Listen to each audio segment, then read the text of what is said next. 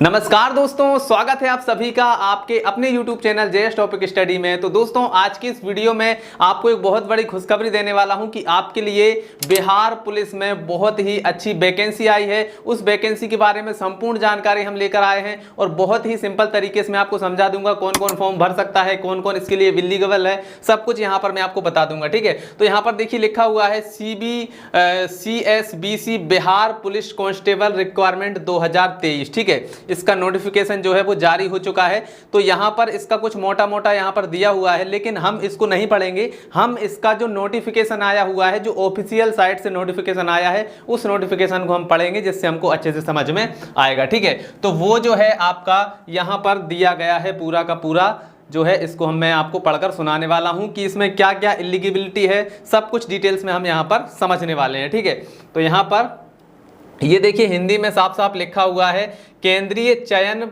परिषद सिपाही भर्ती। ठीक है, सरदार पटेल भवन, छठा तल, ब्लॉक ए, 626 जवाहरलाल नेहरू मार्ग। ठीक है, पटना, और ये कोड लिखा हुआ है। वेबसाइट है इनकी, जो इसकी जो वेबसाइट होती है वो वेबसाइट यहाँ पर दी गई है, इनकी ऑफिशियल वेबसाइट। ये इसके बाद में यहाँ पर दिया गया है बिहार पुलिस के सिपाही संवर्ग में जिला पुलिस बिहार विशेष सशस्त्र पुलिस अन्य इकाइयों में रिक्त पदों पर पुरुष एवं महिला उम्मीदवारों की सीधी नियुक्ति हेतु ये रिक्वायरमेंट निकली हुई है।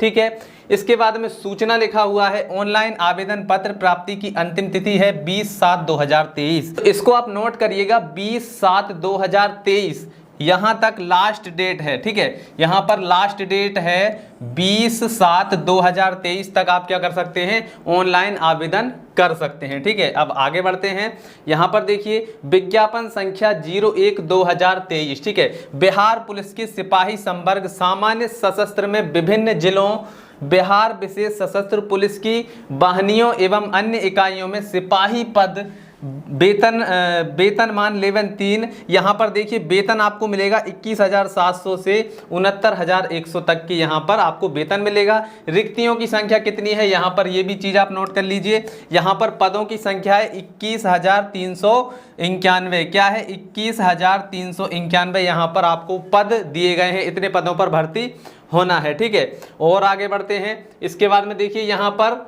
इन पदों पर नियुक्ति हेतु विज्ञापन संख्या 01/2023 जारी किया जा रहा है। ऑनलाइन आवेदन पत्र भरने की प्रक्रिया 20/6/2023 से प्रारंभ होगी। ठीक है, 20/6/2023 से प्रारंभ होगी और कब तक होगी मैंने अभी आपको बताया था, 20/7/2023 तक। ठीक है, 1 महीने तक फॉर्म भराएंगे, इसको आप ध्यान रखिएगा। ठीक है, इसके बाद में ऑनलाइन आवेदन भरने की प्रक्रिया दिनांक इससे प्रारंभ होगी। ठीक है, बिहार पुलिस के सिपाही संवर्ग सामान्य सशस्त्र में विभिन्न जिलों बिहार विशेष सशस्त्र पुलिस की वाहिनियों एवं अन्य इकाइयों में सिपाही पद पर चयन हेतु राज्य सरकार द्वारा विहित वर्णित प्रावधान पुलिस मुख्यालय के पत्र संख्या P, ये सब कुछ लिखा हुआ है, इतना डिटेल में हमें नहीं पढ़ना है।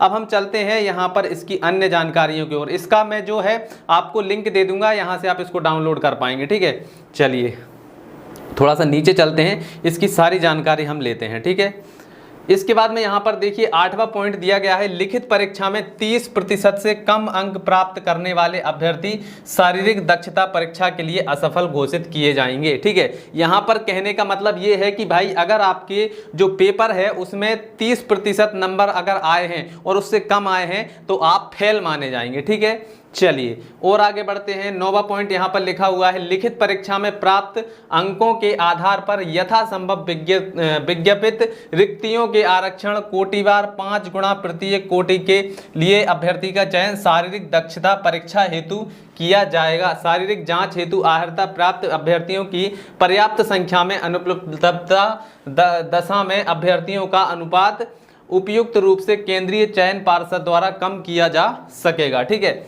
इसके बाद में यहाँ पर 10वां पॉइंट लिखा हुआ है, लिखित परीक्षा अंतिम मेधा सूची का आधार नहीं होगी। लिखित परीक्षा केवल शारीरिक दक्षता जांच माप परीक्षा के लिए अर्हक होगी। ठीक है, चलिए और आगे बढ़ते हैं। इसके बाद में यहाँ पर दिया गया है, देखिए सिपाही के पद पर आवेदन हेतु पात्रता। अब पात्रता क्या है, कौन कौन यहाँ पर आवेदन कर सकता है ये जान लीजिए। तो यहाँ पर देखिए शैक्षणिक योग्यता क्या चाहिए, सिपाही पद के लिए शैक्षणिक अर्हता दिनांक 1/8/2022 तक इंटरमीडिएट। ठीक है, कब तक, 1/8/2022 तक 10+2 उत्तीर्ण अथवा 10+2 मतलब कि 12वीं कक्षा उत्तीर्ण की हो अथवा बिहार राज्य सरकार के मदरसा बोर्ड द्वारा निर्गत मौलवी प्रमाण पत्र अथवा बिहार राज्य के संस्कृत बोर्ड द्वारा निर्गत शास्त्रीय अंग्रेजी सहित अथवा आचार्य अंग्रेजी सहित प्रमाण पत्र अथवा राज्य सरकार द्वारा मान्यता प्राप्त किसी भी अन्य बोर्ड समकक्ष शैक्षणिक अर्हता होगी। मतलब 12वीं के समान आपके पास में कोई भी यहाँ पर सर्टिफिकेट होना चाहिए। ठीक है, इसके बाद में अभ्यर्थियों की उम्र दिनांक 1/8/2022 को मैट्रिक अथवा समकक्ष प्रमाण पत्र के अनुसार निम्नवत होगी। ठीक है, यहाँ पर देखिए 1/8/2022 को मैट्रिक अथवा समकक्ष प्रमाण पत्र के अनुसार निम्नवत होगी। आपकी 10वीं की जो मार्कशीट होगी उसके अनुसार ये इस दिनांक तक आपकी जो है उम्र मापी जाएगी। ठीक है, इसके बाद सामान्य अनारक्षित वर्ग के पुरुषों एवं महिलाओं के लिए न्यूनतम उम्र 18 वर्ष रहेगी। ठीक है, इस तारीख तक आपको 18 वर्ष के हो जाना चाहिए। ठीक है, आपकी 10वीं के मार्कशीट के अनुसार 1/8/2022 तक आप 18 वर्ष तक हो जाना चाहिए महिलाओं को, और पुरुषों को 25 वर्ष के हो जाना चाहिए। ठीक है, और सॉरी यहाँ पर 18 से 25 वर्ष के बीच में होना चाहिए इस दिनांक को। ठीक है, चलिए इसके बाद में है पिछड़ा वर्ग कोटि एवं अत्यंत पिछड़ा वर्ग कोटि के पुरुषों के लिए न्यूनतम उम्र 18 वर्ष है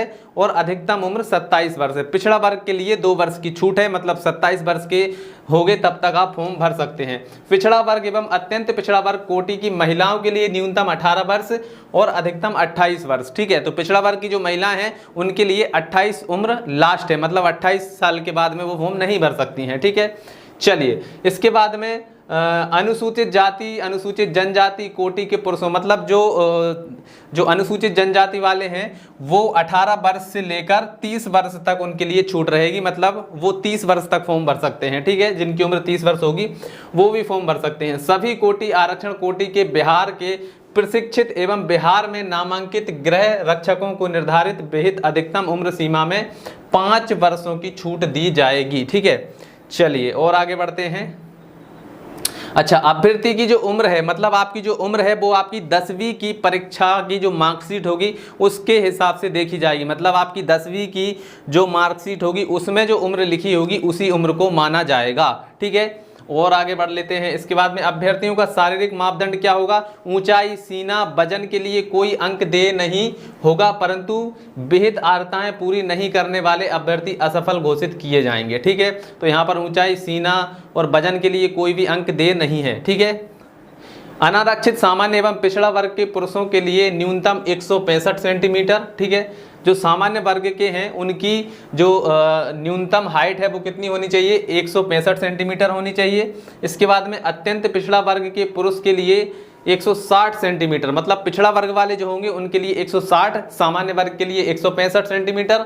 अनुसूचित जनजाति अनुसूचित जाति के लिए पुरुषों के लिए 160। ठीक है, इसके बाद में सभी वर्गों की महिलाओं के लिए 155 सेंटीमीटर की हाइट जरूरी होगी। ठीक है, सीना सिर्फ पुरुषों के लिए होगा। ठीक है, फुलाकर देखिए, सीना बिना फुलाए 81 सेंटीमीटर होना चाहिए और फुलाकर 86 सेंटीमीटर होना चाहिए न्यूनतम। इससे ज़्यादा होगा तो चलेगा, लेकिन इससे कम होगा नहीं चलेगा। ठीक है, इसके बाद में अत्यंत पिछड़ा वर्ग पुरुषों के लिए, ये तो अच्छा सीना वाला हो गया। इसके बाद में अनुसूचित जाति जनजाति के पुरुषों के लिए सीना जो है बिना फुलाए कितना होना चाहिए? 79 सेंटीमीटर और फुलाकर 84 सेंटीमीटर होना चाहिए। महिला अभ्यर्थियों के लिए सीना की मापी नहीं होगी। ठीक है, महिलाओं के लिए ये चीज़ नहीं होगी।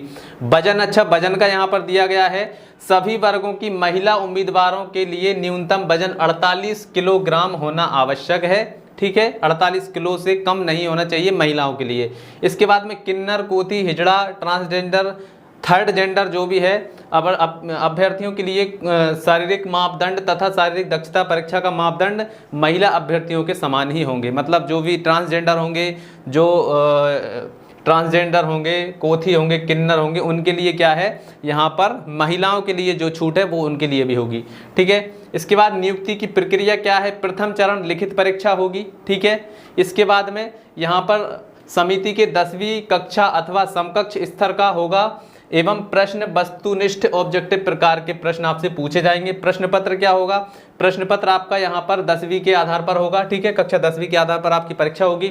इसके बाद में 2 घंटे के एक प्रश्न पत्र में कुल 100 प्रश्न होंगे, ठीक है, 2 घंटे का आपका पेपर होगा, उसमें 100 प्रश्न होंगे, प्रत्येक के लिए 1 अंक आपको मिलेगा, मतलब 100 नंबर का आपका होगा।